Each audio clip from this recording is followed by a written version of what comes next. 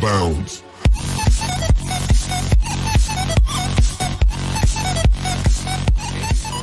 Without much further ado, we now discuss Article 114, Treason. But before anything else, remember, how many times that you have heard, be it in television, be it on television, over the radio, or if not, your colleagues, your friends, or politicians in our locality would always use the word treason. I'll be filing a case against Duterte. I'll be filing a case of treason against President Duterte. Or I'll be filing a case of treason against Governor Hubahib. So if you hear this, the moment you hear the word treason, the first thing that you have to take note is whether or not the mere statement of saying, filing a case, not a case of treason against this person is correct. So you take note, that's our premise in our discussion. To better understand treason is to have that as our premise. Whether or not filing a case against Duterte simply by not following or imposing the ruling, the arbitral ruling of the Hague, the Hague ruling in favor of the Philippines as against China.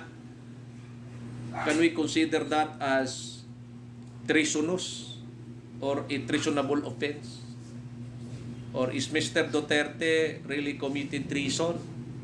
Can anybody file a case of treason against Mr. Duterte simply because he failed to execute the Hague ruling favoring the Philippines over China when it comes to the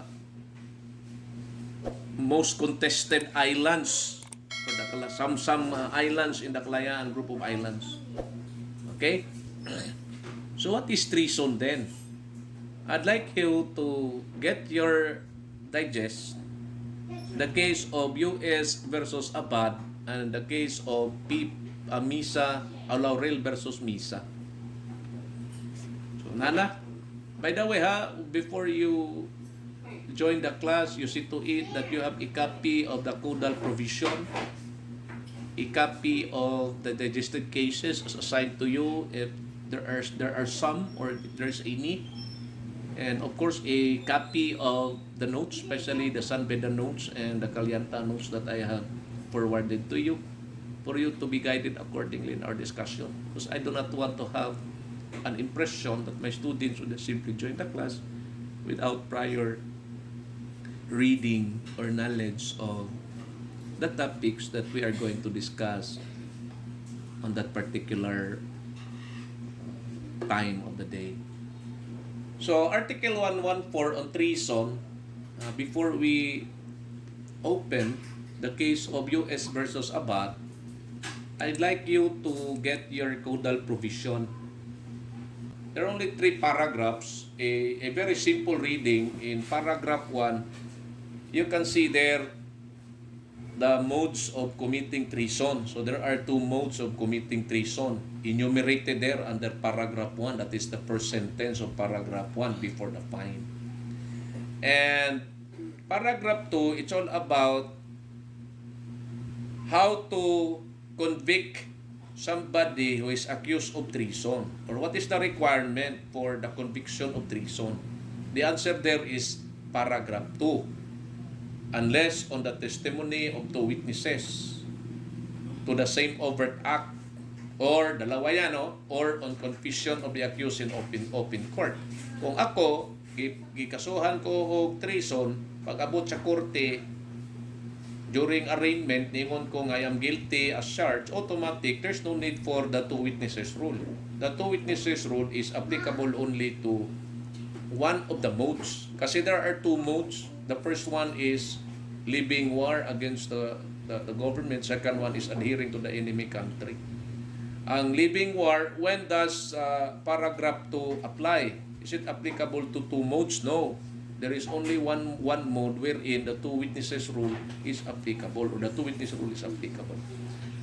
So, paragraph 3, it's all about on aliens. I will be discussing that later on, ha. Ako lang gitanaw sa on aliens kasi ang importante kasi dito sa may doctrine tayo na pag-aralan yan later. Why aliens are included.